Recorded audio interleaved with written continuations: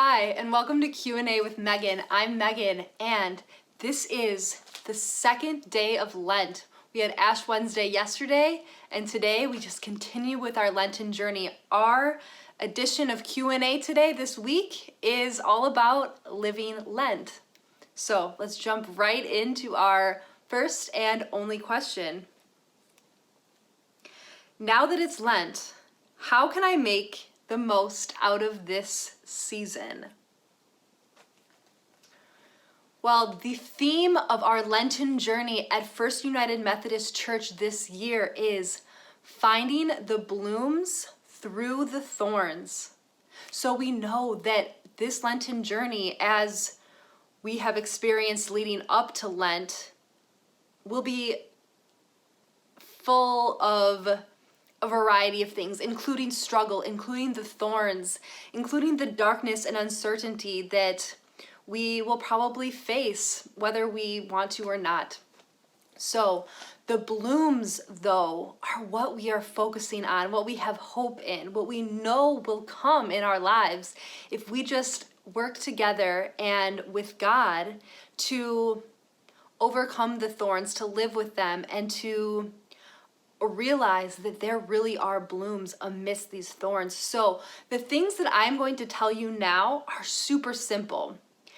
First, I want to say that it is really important to set your intention for this Lenten season if you haven't done so already. And I would suggest that your intention has to do with three different things.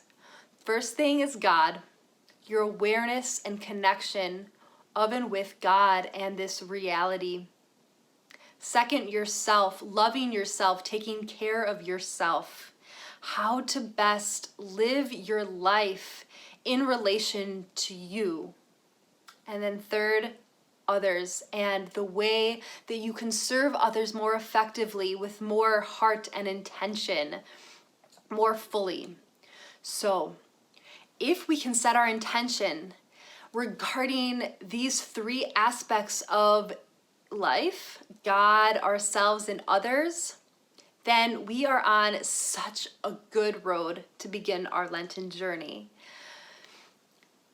In terms of cultivating more connection with God, awareness of God, we need to think of the things then that will help us to develop this, to cultivate this. What are these things that allow us to grow in awareness and closeness with God and truth and reality? Think about these things if this is going to be part of your intention for Lent. Write them down, make a list, and then go to the next part of the intention, which is focusing on the self, how you can love yourself more, take care of yourself, and ask yourself, what is it that I really want and need?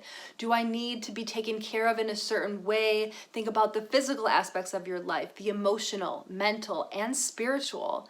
And then how you can think of specific action steps to take. Write these things down, whether it be exercising more, meditating more, maybe seeing a therapist as a resource to gain more tools in life during this season so that we can be happier and more at peace with ourselves and our situations.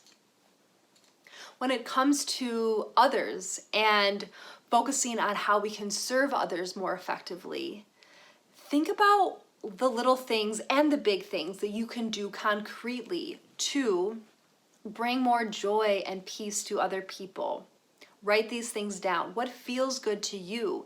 Is it reaching out to someone who may not have a lot of connections in their life? Is it volunteering somewhere, volunteering your time, your money, whatever it is?